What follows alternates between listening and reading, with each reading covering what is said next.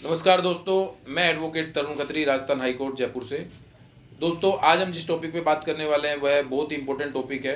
और आज की डेट में जैसे जैसे टेक्नोलॉजी बढ़ रही है, जैसे जैसे हम यूपीआई का और ऑनलाइन साधनों का उपयोग कर रहे हैं, वैसे वैसे यह इशू इंडिया के अंदर बहुत ज़्यादा बढ़ता जा रहा है। तो दोस्तों, आज हम जिस टॉपिक पे बात करने वाले हैं वह टॉपिक है साइबर क्राइम से संबंधित।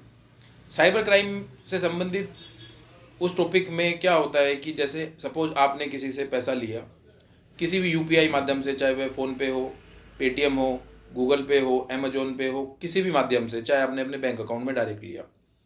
तो दोस्तों, उस टॉपिक उसमें क्या होता है कि जैसे ही आपने वो पैसा लिया, अब आपको तो पता नहीं है कि वो पैसा मेरे पास जो आ रहा है, जो थर्ड पर्सन आपको पैसा ट्रांसफ़र कर रहा है, उसके पास वह पैसा फ्रॉड से या साइबर क्राइम की ठगी से या किसी स्कैम के थ्रू उसने वह पैसा एकत्रित किया है।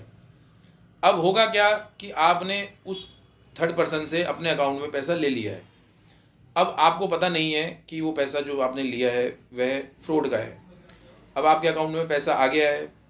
थोड़े टाइम बाद क्या होता है आपके पास कि आप उस अपने बैंक अकाउंट को उपयोग में नहीं ले पाते हैं। इस कारण से आपको बहुत परेशानी होती है और फिर उस परेशानी से संबंधित जो आपके जो बैंक ब्रांच है, आप उसमें जाते हैं।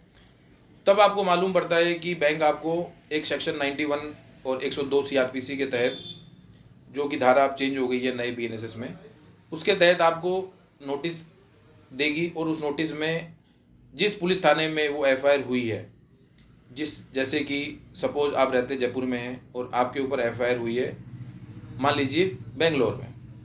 अब बेंगलोर के जो साइबर क्राइम थाना है, पुलिस स्टेशन है, वहाँ पुलिस स्टेशन से बैंक के पास 91 और 102 सीआरपीसी के तहत आपके बैंक को नोटिस देती है पुलिस।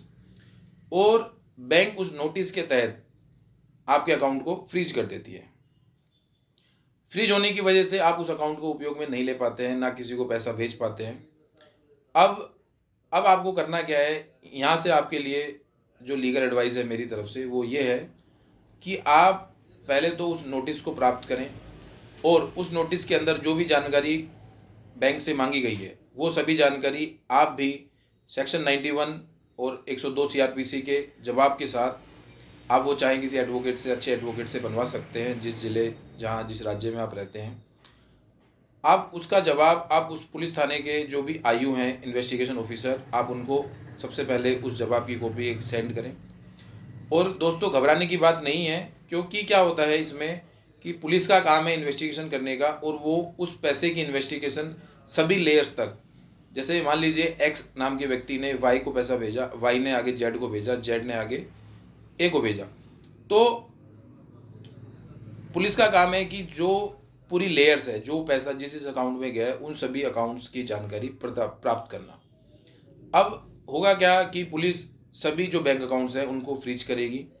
फ्रीज करने के पश्चात इन्वेस्टिगेशन के दौरान वह बैंक से उस सारी संबंधित, जो भी उस अकाउंट से संबंधित जो भी जानकारी है वो प्राप्त करेगी।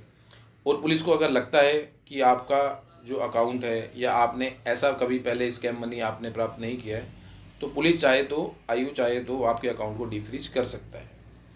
लेकिन फ़िलहाल दोस्तों, ये समस्या ऐसी है कि इसके अंदर कोई भी प्रॉपर गवर्नमेंट की तरफ से गाइडलाइन उपलब्ध नहीं है और इसमें कोई रिलीफ देने वाली कोई ऐसी कोई गाइडलाइन इंडियन गवर्नमेंट की तरफ से अभी नहीं प्रदान की गई है इंडियंस के लिए। लेकिन आपको सचेत रहना है। आपको कोई भी ऑनलाइन पैसा अगर आप अपने अकाउंट में ले रहे हैं तो आपको सावधानीपूर्वक अपने अकाउंट को, पैसे को लेना है। और दोस्तों, उसके बाद भी अगर आयु आपके अकाउंट को चालू नहीं करता है तो आप जाके उस राज्य में, उस ज़िले में जाके एक बार आयु से आप मिल सकते हैं। मिलने के पश्चात आप अपनी सारी डिटेल जो आपने 91 रिप्लाई के साथ भेजी थी, आप उसको बता सकते हैं। फिर अगर पुलिस वाला लगता है कि इन्वेस्टिगेशन पूरी होने के बाद आपके अकाउंट को चालू करता है तो वो चालू कर सकता है। फिलहाल इसके लिए आपके पास और कोई अधिकार नहीं है। कुछ राज्य में, कुछ ज़िले के न्यायालयों में सुपुर्दगी के माध्यम से भी उस अकाउंट को खुलवाया जाता है, कुछ राज्य में रिट के माध्यम से भी खुलवाया जाता है। लेकिन एक प्रावधान अभी तक इस साइबर क्राइम के इससे संबंधित नहीं आया है। तो दोस्तों, ध्यानपूर्वक आप अपने अकाउंट में ऑनलाइन ट्रांजैक्शन करें। सामने वाले जो आपका नोन है सिर्फ उससे ही पैसा लें, अन्यथा अपना जितना हो सके ऑनलाइन पैसा लेने से बचें। धन्यवाद। जय हिंद।